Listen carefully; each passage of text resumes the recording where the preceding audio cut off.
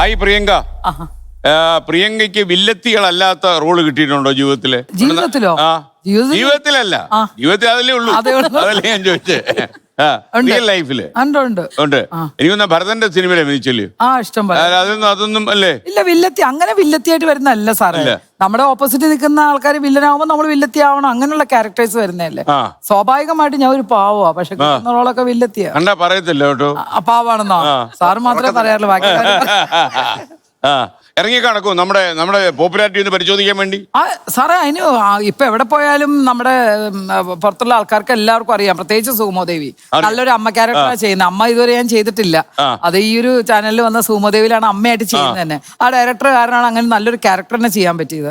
അതൊരു വില്ലത്തി അല്ല, അമ്മ എന്നുള്ളൊരു ക്യാരക്ടറാണ്. അതെ. അപ്പൊ വില്ലത്തി അല്ലാതെ അമ്മയായിട്ട് നമുക്ക് ഒരു ഡയറക്ടർ ഒരു നല്ല ക്യാരക്ടർ തന്നു കഴിഞ്ഞാൽ അമ്മയല്ല. ഇപ്പം ഇന്ദ്രൻ സേട്ടനൊക്കെ പണ്ടുണ്ടായിരുന്ന ക്യാരക്ടർ അല്ല ഇപ്പൊ ചെയ്യുന്നത്. അപ്പൊ എന്നെ ഒരു നല്ലൊരു ക്യാരക്ടർ തന്നാൽ ചിലപ്പോൾ ഈ വില്ലത്തി മാറിയിട്ട് ഞാൻ ചിലപ്പോൾ വളരെ നല്ലൊരു ക്യാരക്ടർ ചെയ്യുന്നത് അതൊരു ഡയറക്ടറിനും സ്ക്രിപ്റ്റിന്റെ ഒക്കെ കഴിവാണ്, അല്ലാതെ പ്രിയങ്കയുടെ കഴിവ്. ഈ പല ടൈപ്പ് കഥാപാത്രങ്ങളും ചെയ്തിട്ടുണ്ടല്ലോ, പക്ഷെ കൂടുതൽ ആൾക്കാർ തിരിച്ചറിഞ്ഞ വില്ലത്തി ആയപ്പോഴാണെന്ന് തോന്നുന്നു. വില്ലത്തി ആയപ്പോഴല്ല സാറേ, എനിക്ക് കോമഡി ചെയ്തപ്പോഴാണ് ഏറ്റവും കൂടുതൽ.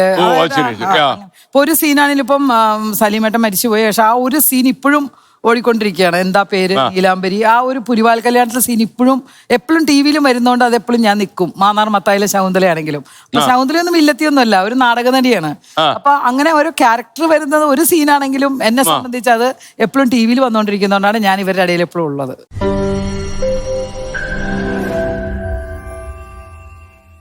ലോകത്തെവിടെയായാലും ഏത് സമയത്തും 24 വാർത്തകളും ഓഗ്മെന്റഡ് റിയാലിറ്റി പാക്കേജുകളും എക്സ്പ്ലെയിനറുകളും വിശദമായി കാണാൻ ഞങ്ങളുടെ യൂട്യൂബ് ചാനൽ നിങ്ങൾക്ക് സബ്സ്ക്രൈബ് ചെയ്യാം.